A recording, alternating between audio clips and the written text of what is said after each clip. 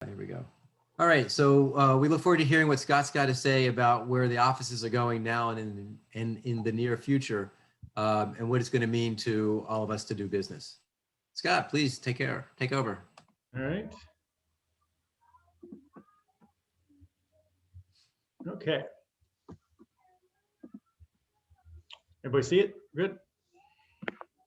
All right. So obviously Scott Stevens with CWC Office Furniture. Thanks for having me on today. It's been fun to be part of this kind of from the beginning. I know we tried this earlier, I think back in early COVID, and I think my bandwidth down by the beach wasn't very good. So I'm glad to be able to do this again.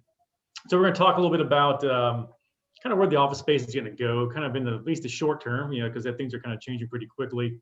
But before we sort of look forward, we kind of need to look back to look forward real fast here. If we look sort of pre-COVID of what the normal workspace was and how often people were coming in and out of the office, regularly. So pre-COVID, 25% of the workforce was roughly working remotely or out of the office at some capacity.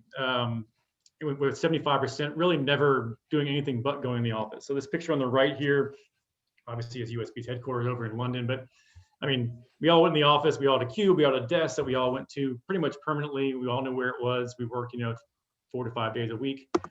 Post-COVID, what are we doing now? It's like, so COVID hits and we all go home, we all go to work on our couch. And we were talking about it kind of on the lead in there, Zoom and Teams and all this stuff. Really, we knew how to use it, but it really wasn't part of our, I would say, daily repertoire. I know for me, I still had to come in the office to do a lot of stuff, and really kind of favored the face-to-face meeting. But now, kind of post-COVID, we all quickly kind of learned how to use technology. So as we look sort of post-COVID, these numbers are from, I want to say, sort of December. They almost flip completely. So we have 66% of the workforce working remotely in some capacity, and we have 34% that are going back in the office, still doing like they did previously. Let's dive a little bit deeper now, a little bit more. A JLL study showed that 74% of the population still wants to come into an office in some capacity. When we dive into those numbers a little bit deeper, we show that 26% don't want to come in an office at all. They never want to come in. 24% want to be exclusive in the office, and 50% want to be this hybrid role here. When we talk about people that don't want to come in the office or do want to come in the office, we can plan around that. Whatever times 0 is 0, and times 100 is 100. But this 50% here really is what we have to kind of base an office around right now. This hybrid idea, people who they kind of want to come in, they kind of don't. What does that really mean? So if we kind of dive a little bit deeper in that 50%, we see kind of what those 50% want to do. They really want to come in the office and collaborate, meet with people, have meetings, have lunch with colleagues, be managed. But what they don't want to do is they really don't want to do heads down work in the office. They essentially want to come in the office for 2 days a week for 2 or 3 hours at a time, pop in, pop out, go home and do their true heads down work. So when you think about building a workspace around that, you have to design a space for the people that are going to come in, but also these people that might be half your workforce that aren't going to come in, but you need somewhere to sit. So what does that mean? And some of these may sound kind of odd, just given the fact that people own a business, but polling and listening to your employees. I think in the previously you may have had like a corporate culture, you knew what it was, you kind of hit play and it just moved on, and you maybe never really changed it. We saw with COVID now, I think it's changing on more of a weekly, month to month, maybe quarter to quarter basis of what your employees want. They didn't want to come in the office, now they want to come in the office. We've got a vaccine, studies show that by June, we could potentially be fully vaccinated. Is that going to change people's minds about what they want to do? Do they want to come in the office more? I think Hank, you touched on something there. Real estate flexibility.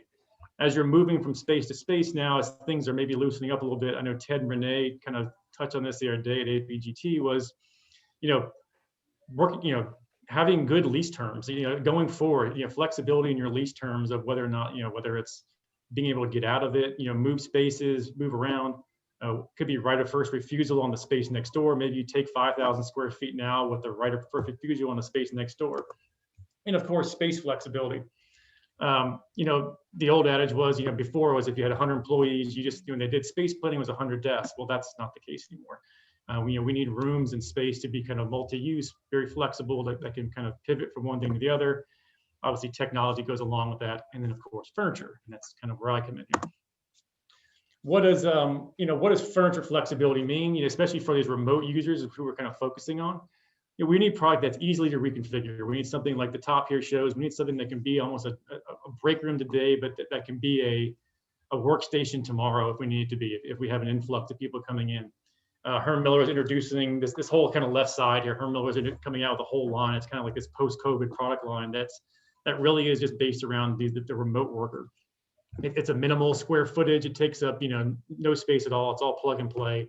It's very easy to install and move and take down again. So as you may have no one coming in today, but 25 people coming in on Wednesday, these spaces can be easily flexible. And then on the right here, we show these kind of phone booths and meeting spaces that are not tied into the construction of the space. They're really freestanding pieces that, again, if you were to take over the space next door, have to move, you can pick it up and take it with you. You're not tied into any kind of construction or anything like that. Like Willie mentioned, she has cubicles that are physical cubes. That sounds great. It may have been cheaper on the front end, but now if you want to reconfigure something, you're pretty much stuck with what you got. I'm going to kind of share a little bit of a case study here real fast. Ironically, the numbers almost bared out perfectly. This is an existing client of mine that has roughly 100 seats right now. They got like 86 cubes and almost like 96 total seats in the space. They take about a little under 12,000 square feet right now. If you look at the space, everyone's got a 7x7 cube or a private office.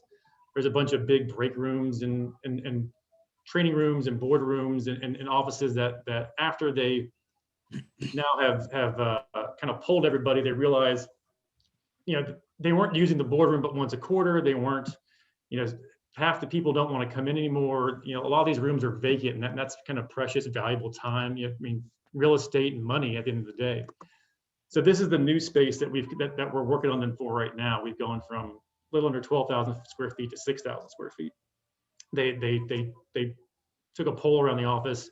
A little up between 25 and 30 wanted to come in the office permanently all the time, and the rest were all going to be flex remote workers. So we have this 30 workstations out here in the open space that are meant for them now, for the full-time employees.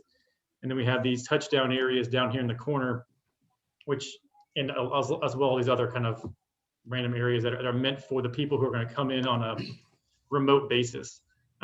Organizations are starting to utilize more. It's been out there for a long time, but these hot desking applications and things like that if you're going to come in for a full day, you could basically make a tea time for your desk. You can you book a desk on like Wednesday for a lot of time, and then you're there for that day.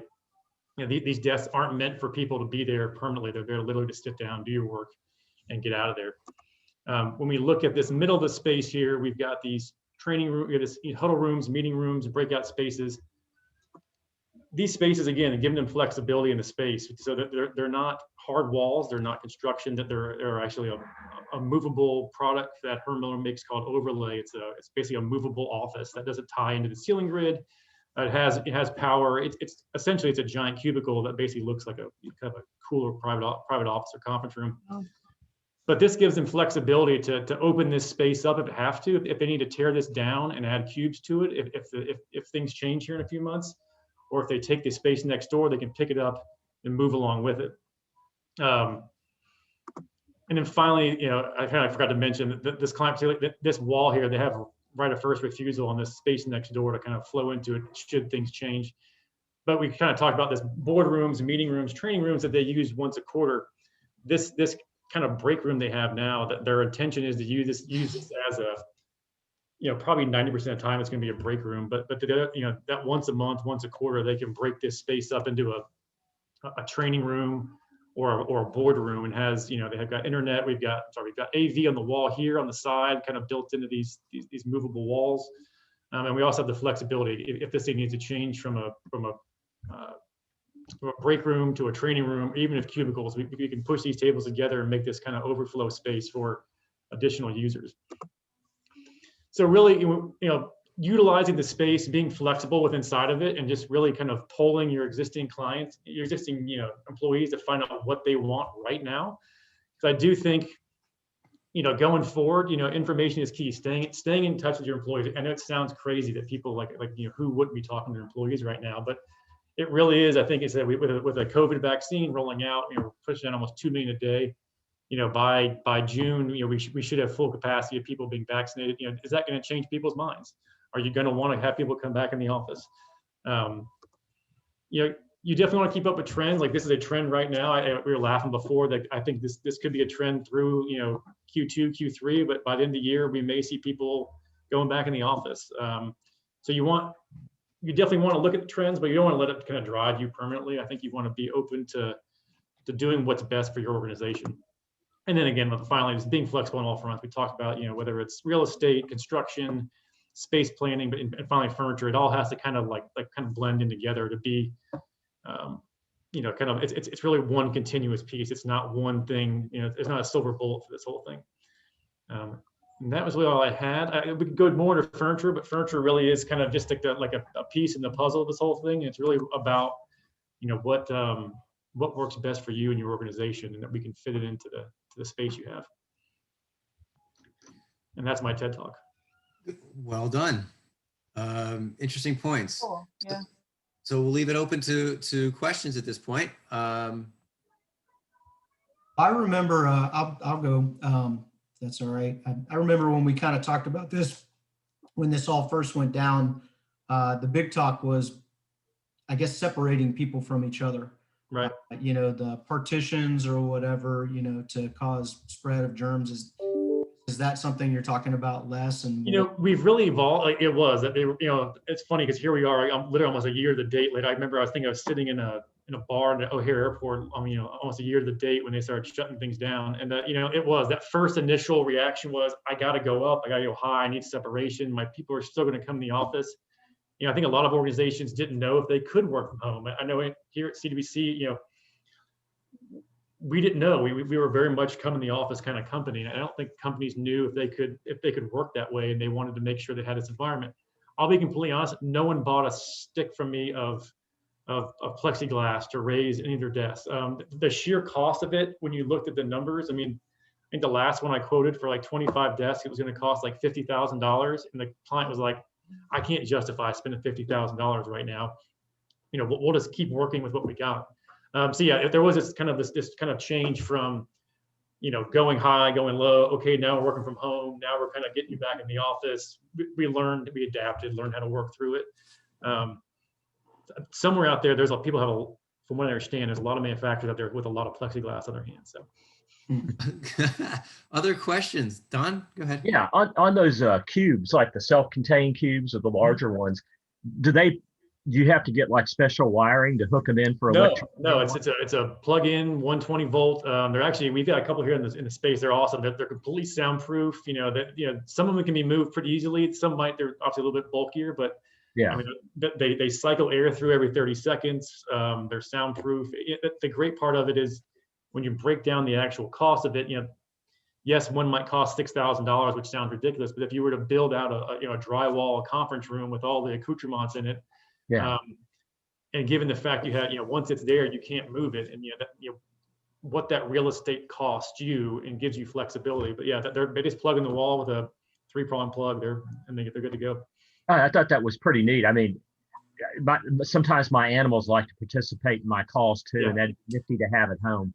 I've done quite a few from it. It's great. You jump inside, they're fully soundproof, and you can be screaming out on the outside from me, and like no one can hear it. They're great for organizations. They really came on when kind of post Great Recession, when everybody was slammed into these these desks and these really tight spaces, and people started putting them in there, and we thought they were crazy. And they just took off. They had there was no meeting rooms. They didn't build any meeting rooms or to have a call for one person like that. So they've really taken off. Yeah, I've seen a couple of them at Regis offices. Yeah. When to give the privacy. If you don't want to do the office, you just want to drop in. I thought it was a neat concept, but I didn't have any idea how it worked. Because I think about what I do now. I come in the office probably twice a week, and I do like this call. Maybe I'll jump in one of those for like 2 or 3 hours, and that's sort of like my office for the day. And then you're gone. That's kind of my cube, if you will. Other questions? Yeah, I've got a question. Scott, this is really exciting because years ago I sold cubicles. Nice. back in the day when there were just like walls and it was. Oh yeah, I miss You those know, days. I've been here 18 years. I miss those days. I miss just selling like AO2. Like the original panel system was AO2. I miss selling that 'cause it was so easy. Now it's Well, I just think things have really evolved. It's fun to see. Are you in a cubicle right now? no, I'm actually I'm in an office. I'm in a room. It's actually built out of floor to ceiling demountable walls. If you can kind of Okay. look around, so we're actually in this room that we actually built out of a demountable wall system. Okay, well, I might want to talk to you later, but I've been seeing a trend, particularly for the solo and boutique law firms that I Mhm. work with, and they're evaluating their commercial property or rental investments, and they're looking at it very differently right now. Oh, And absolutely, yeah. I think maybe we can have a conversation about that because I like how it's so mobile, and yet you said it's soundproof. That's exciting. So can you talk a little bit more about that? The soundproof part. The soundproof, I mean, the ones that are the actual, the movable pieces are, I mean, they're a self-contained unit. They have an acoustical property. I think the actual designers it's from Norway, I believe. And they actually worked at that. They were scientists that worked in the acoustical field, and they basically built these things, and then they spun off into a company that now makes these booths. But they're 100%. I mean, they have batting in it. If you look inside, they have like like the acoustical material on the walls. And every time we bring someone to them, we have people scream and yell outside of it, and you can just barely hear them. So, Okay. Yeah, I know privacy is important to lawyers in yeah, particular. I mean, you cannot hear a thing. I mean, it's like you can scream and yell all you want, and you have Okay. to. And Donna, when you said that that some of these people are looking at commercial space differently, how are their requirements or expectations changing? Yeah, what I'm saying, like my husband works for a big, healthcare company. And he's been working at home as an instructional designer since March 6th, really. And so now they're talking about the future. And so most of them are looking at the hybrid model. And they're evaluating how to move forward with that. So they're considering a lot of items that relate to kind of your question. What's going to be the best way to maintain engagement? I think the overlay for this whole thing, Hal, that I've noticed is engagement and being really smart the way you were today with the engagement and the questions. There are all kinds of cool tools that I've been evaluating to enhance engagement because I don't think Zoom's going away anytime soon, especially if we're going to be hybrid type models. And if you can weave that into something that Scott offers and say, you can go ahead and find a home here in this office. Yeah, you can still use Zoom, but it still is, comfortable, it's private, it's soundproof. I just see a big blend happening. I discovered 4 engagement tools that are based on gamification and engagement. One that takes spreadsheets and automates them, so there are just so many ways we as adults, wouldn't you agree, we like to be entertained a little bit while we're learning rather than just sitting here eating our lunch. So I'm a big advocate on looking at tools that'll enhance your message and enhance you. So I just want to add that layer on top of what Steve is offering, because you're offering something innovative. If we can put a little more engagement into that, wherever the person is, I think guess that's the a one, big win. yeah, it's interesting, Donna, where you're thinking what's important in the engagement. And I'm curious because if I look at your background, I can see some things that are personal for you, whether it's artwork or a couple of books. And I'm curious, Scott, before we run out of time, whatever happened to the bookshelf and the wall of plaques and all the, you used to go into, because the thing about you walk into somebody's office, you kind of knew who they were because there's the golf trophy that Jared's got and, whatever else. Well, it kind of went, it's weird because you came out of the Great Recession kind of area. Everyone went to these like little small, these tiny little touchdown desks, and it kind of wiped that away. I would say, I think coming out of this, we're going to see a rebound, maybe not fully back to like, full 8x8 stations or big private offices, but you're going to see a trend, I think, of workstations getting a little bit larger, a little more private, so you can have that again. Donna, you mentioned like in law firms, like I did Troutman Standards a few years ago, and you saw this there's this trend now in law firms where they're going to a single size office, which is huge for law firms. I mean, there's no more of the big corner office for the principals that gets to put drapes up and all that stuff. So everyone's a single size office. Yeah. But what it means at the end of the day is they take up, 3 less floors of space, which means they have this much more money at the end of the year, which means people get bonus. So it's a very much this, it's changing to answer your question, Hal, I mean, yes, the office is more about the collective of the whole thing. I think it used to be about you and your plants and your beanie babies and your trophies, and now it's more about, what can the office provide to you? Whether it's a cool, coffee bar and coming in and hang out with your friend. You mentioned it, Donna. If you can just come in from an engagement perspective, if you can just come in for 2 days a week and have coffee with your friends, and build, a corporate culture, I think that's probably the more important thing of the office space itself now. Mhm. I'm surprised nobody has got work from home. So No, I hadn't really thought of it that way, but you put people together like this and all of a sudden some ideas come up about how much the office was about. This was my office. This is my beanie bag or whatever we were joking about. My golf trophy. And then now it's more about the team, more about the collaboration. Don is saying, I'm only going to go into the office a couple of days and be engaged. Because why would I come to the office right now? I can do it all from home. I need a reason to come in. I come in here because, I had to drop off 2 bottles of bourbon with my buddy Ryan. We're going to have lunch after this, and we're going to, we kind of, BS'd around about, our weekends. And then, and you miss that from just working from your house, and you need that kind of, that touch. So I guess the trick is to come up with a really good Zoom background and Teams background so that it has your identity. All right. Any other questions before we wrap up? All right, we got one more thing to share. And Scott, thank you again. Really insightful, gets the conversation going. Jared's always good to make sure we're having fun. So we got one more final thought as far as what a cube is and how far you can take what a cube does, which I thought was kind of clever. Next week, Don's gonna be speaking on scary times for everybody, the transforming anxieties. So somehow Don's gonna help. I guess that's a therapy session. Dawn will be joining us the week after that to talk about trust. And we've had some really good conversations about building trust and maintaining it. And then you can see other dates, other people we've got lined up. So thank you all for participating. It's always great to have a good conversation and have a little bit of fun. So thanks, everybody. Take care. Great job, Scott. Thank you, guys. Scott. Bye. Thank you. Have a good one. Thanks, Donna. Thanks, guys.